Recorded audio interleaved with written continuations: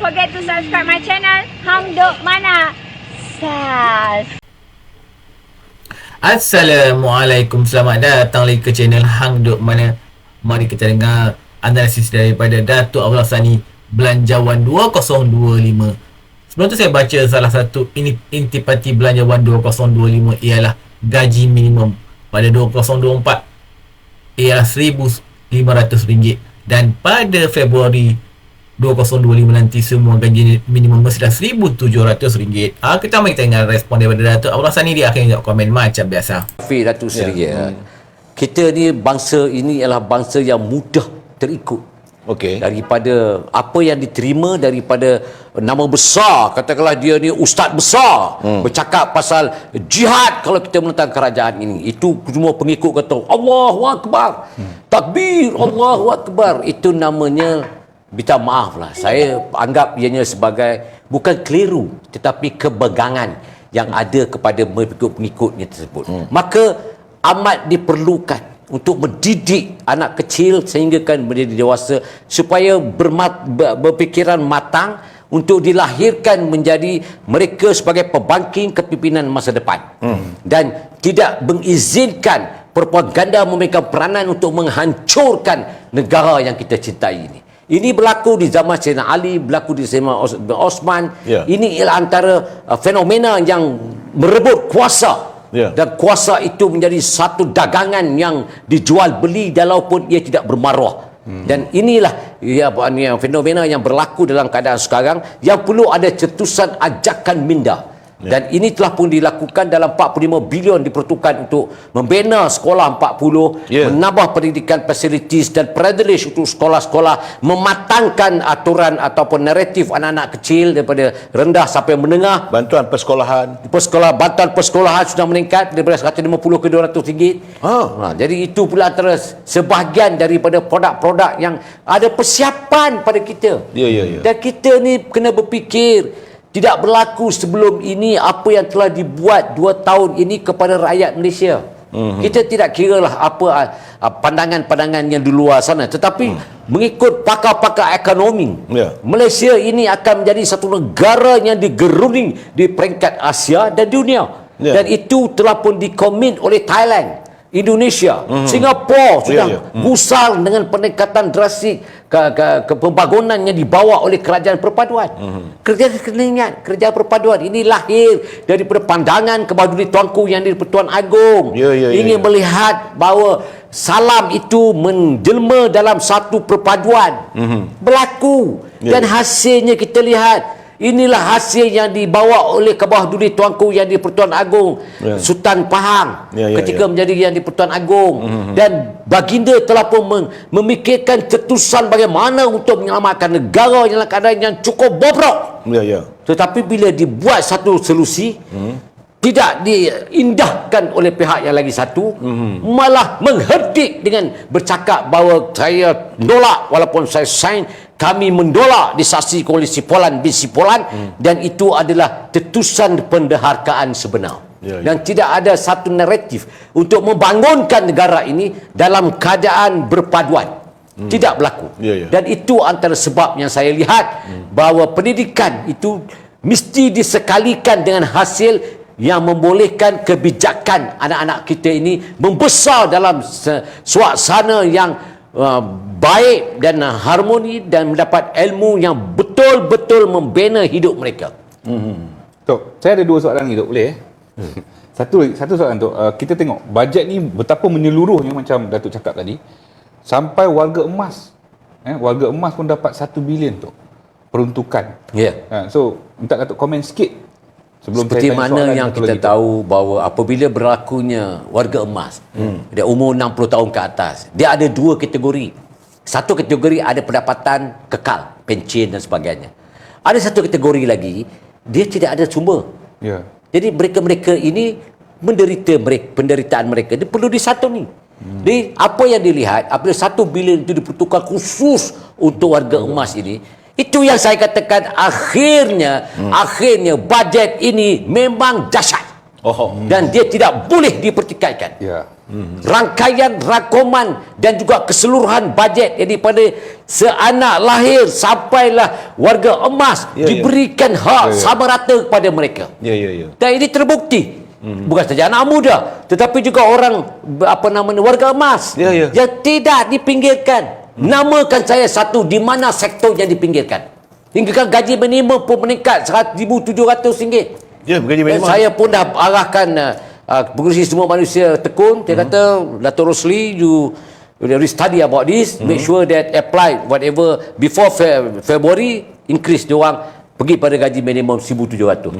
Dan kita tak boleh nafikan hak mereka. Dan inilah antara tanggungjawab yang kita kena laksanakan. Kita sebagai pembawa dasar kerajaan. Jangan kita menjadi pengkhianat kepada dasar yang mulia ini, yang baik, yang terbaik, yang luar biasa baiknya itu merangkumi seluruh penghidupan dalam negara ini. Ya, saya melihat Datuk, kalau Datuk bercakap benda betul, saya agak bersetuju. Sebab daripada peringkat awal tu peringkat bayi, mana anak kecil tu hospital ditangani. Ya. Bajet begitu besar untuk Ya, 62 bilion untuk kesihatan. Ya. Artinya anak-anak lahir saja sudah disantuni oleh pimpinan negara. Allahu Akbar. Kemudian masuk ke sekolah, ada pula bantuannya. Dahsyat Kemudian betul. meningkat lagi sampai tiba-tiba saya kejut, rupanya ada balik beasiswa. Allahu Akbar. Saya sebenarnya bukan bingung. Saya sebenarnya tak tahu nak fikir. Terpinga-pinga lah. Hebatnya. Saya rasa peluang, ya Allah, ya Tuhanku, begitu akhirnya menjurus kepada apa masalah rakyat hari ini. Semua disantuni. Semua. Termasuk tiba-tiba disebutnya beasiswa. Saya pun tak fikir pun. Betul. Tapi saya kata di luar kotak saya berfikir. Betul. Saya mengakui sendiri. Walaupun saya agak rapat dengan Datuk Seri Anwar Ibrahim, tetapi pemikiran cara penyelesaian beliau itu terlalu luar biasa. Dia merentas daripada bayi sampai ke orang dewasa, orang tua. Ya. Yang tua pula tu tambah lagi apa ni dia punya. Kalaulah dia anak-anak yang menjaga ibu bapa pun ada pula lagi, ada dia. Ya. Dikurangkan cukai, Betul. diberikan EPF boleh keluar untuk mengobati penyakit orang tuanya. Ini saya pun Bayi saya 1,000 hari. Ya? Bayi 1,000 hari 5 juta peruntukan untuk hepatitis. Bayi 1,000 hari. Maksudnya dalam tempoh dia lahir sehingga 1,000 hari tu, kalau dia ada masalah dengan penyakit pun kerajaan santuni juga. Datuk Seri bayangkan. Saya bayangkan. Cuba Datuk Seri kita imbau kembali ketika PKP. Ya. PKP. Ketika PKP, ketika COVID ni. Ya. Semua alat tak cukup dengan kelam kabut, dengan tak boleh pakai duit. Kita bagi duit, beli Berbilion-bilion. juta habis, berbilion-bilion semua kita kelam kabut. Tetapi sekali ini di susunan itu, dia bermula dengan facilities dan privilege. Ya. Kemudian peralatan. Kemudian kelengkapan keperluan-keperluan asas yang memerlukan perkara-perkara itu perlu diberi perhatian, seperti kebersihan dan sebagainya. Termasuk pemakanan. Ya. Saya memikirkan semalam dalam percakapan tidur, fikir hebatnya bajet ni. Terlampau hebat. Betul. I'm in parliament for 3 term. I tahu. I tak maulah placate, tapi I tahu apa dia natijahnya apabila bajet itu diumumkan. Ya. Dan disasarkan bagaimana untuk menyantuni setiap persoalan atau dasar itu dirangkakan. Dan kita bukan nak orang kata, setengah orang kata orang bodik mengangkat. Tidak, ini realitinya. Bila saya mendengar semalam, kenyataannya hospital, penambah hospital. Ya. Kemudian ubat-ubatan yang mahal sekarang ini juga ditangani. Kemudian macam mana di Sabah dan Sarawak, peningkatan untuk disebut satu persatu. Jadi bagi saya, kalau daripada anak kecil yang dilahirkan, orang sakit, bawa sampai orang tua yang sakit pun juga ada dia punya bajet tertentu yang saya rasakan itu bab hospital. Bab perniagaan dah sebut dah. Kalau anda masih lagi nak terlibat dalam dunia perniagaan, banyak fasiliti dan bank-bank juga disarankan untuk memberi. Bukan disarankan, diarahkan. Dia saran lain. Okay. Si Anwar ni kalau dia bercakap, bila dia tegur benda tu, itu arahan. Kalau bukan dia kata tu pula pada mu lah, mu nak buat tak buat ke, tak ada. Macam dia kata digalakkan gaji minimum 3,000, dia umur 1,700. Tetapi kalau syarikat itu mampu beri 3,000, digalakkan. Jadi sebab tu saya dalam penilaian kerja ni, Satu Seri, kita ada masa sikit. Ada sikit. Saya cakap Hafiz, kita nak nilai seseorang pekerja tu, kita ada 13 juta pekerja. Betul. Satu lagi, sebelum saya terlupa, pekerja asing sekarang diwajibkan masuk potong EPF. Ada EPF, betul. Dan gaji minimum pun. Gaji minimum. Dan ini memberikan kita punya duit, currency market dalam negara kita, dan mengukuhkan lagi ringgit kalau ianya telah pun dilaksanakan.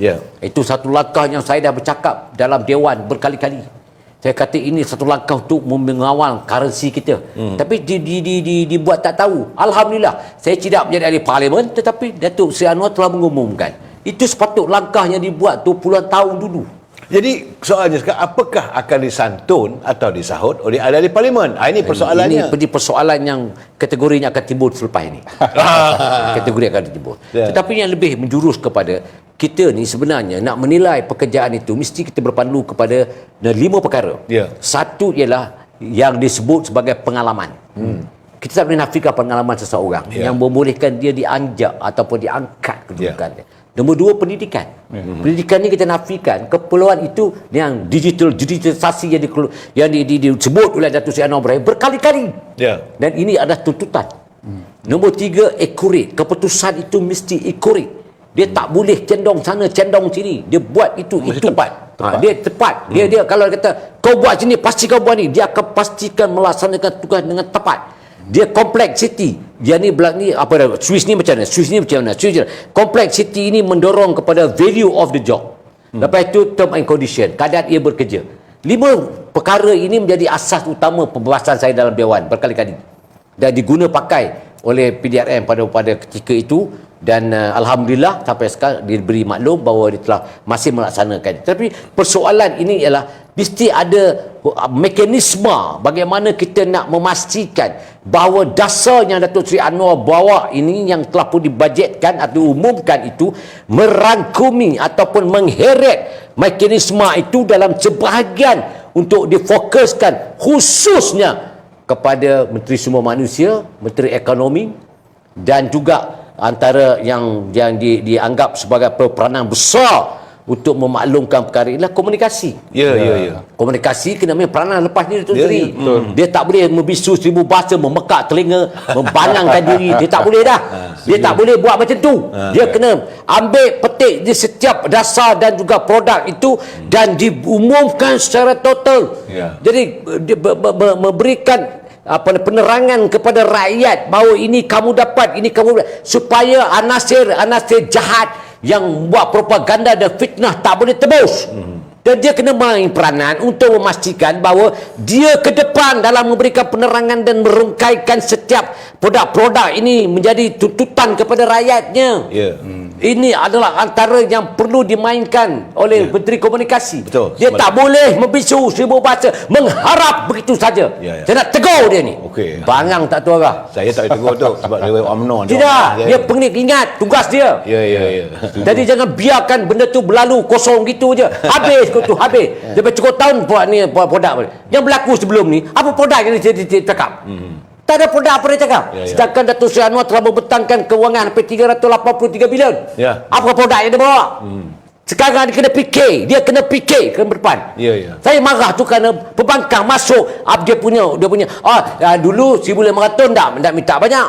Kemudian sekarang 1,700 petikai pula. Mahal. Majikan sengsara dan derita. Kau dah berperanan untuk memberi penjelasan bahawa ini tuntutan-tuntutan yang perlu dalam cost of living. Betul tu. Betul tak tu? Saya sebenarnya tu ada 81 persoalan yang nak bawa tapi tak ada masa untuk kita. Cuma last but not least saya melihat apabila tiba-tiba saja Yang Amat Berhormat Datuk Seri Anwar Ibrahim memberi peruntukan 350 juta kepada Suruhanjaya Pencegahan Rasuah. Artinya apa? Bahawa artinya bajet ini dapat terlaksana, wang negara dapat terkumpul andainya. Sila tu. Penjenayah tidak boleh dilepaskan. Mereka yang merompak, memunggah harta kerajaan, harta rakyat perlu dihukum. Diheret, dibuat pendakwaan. Dan dia pasti bersalah. Mereka yang mencuri khazanah negara jangan dikompromikan. Kembalikanlah wang rakyat. Dalam deklarasi Perubatan PAUH, Ya. Datuk Seri jelas mengatakan tidak ada urusan campur tangan dalam pentadbiran kemahkamahan ataupun jurisdiction. Kita tidak akan benarkan. Jadi kebebasan itulah yang diberikan bajet 350 juta itu untuk menambahkan the productivity dan agresifnya mereka bertindak untuk menyelamatkan khazanah negara daripada dirompak. Dan wang negara yang telah disakau kembalikanlah balik kepada rakyat. Sewajibnya. Ya. Saudara, itulah keadaan saudara bercakap Datuk Daulah ni, saya tak boleh nak cakap apalah saudara. Habis Datuk? Laju betul masa Soalan berjalan. ni, Memang sedap. Tapi nampak gayanya saya minta kalau boleh waktu Datuk waktu perbahasan Dewan nanti 2 minggu dari sekarang ni, sebab hari Isnin akan mula Ketua Pembangkang. Kita akan pantau. Kita akan memantau, sebab waktu itulah mereka akan membedah satu persatu kementerian. Jadi kalau Datuk nak marah pun Menteri Komunikasi pun, bila Kementerian Komunikasi punya bajet tu, bolehlah Datuk baloi sikit tu. Tidak, saya nak hasil dia. Ya. Kamu mengambil tanggungjawab, tak kira semua kementerian. Kamu mengambil tanggungjawab, dasar dah dibentuk, apa semua terlaksana, kamulah yang implementkan benda ni. Ya. Jangan lagi apa nama ni mabuk dengan bangsawan. Ya, kebangsawanan. Kesan komen saya satu je lah. Dengan bajet yang telah dibentangkan ni, kita pun tahu antara intipati lain ialah bantuan awal sekolah untuk budak-budak dinaikkan kepada 200. Lagi ialah bantuan untuk orang yang atas ke 60 tahun ni mendapat RM600 sebulan. So banyaklah bantuan-bantuan yang telah diberikan. Kita mai temu menyokong kajian apa pada dapat Mek Ibrahim. Assalamualaikum.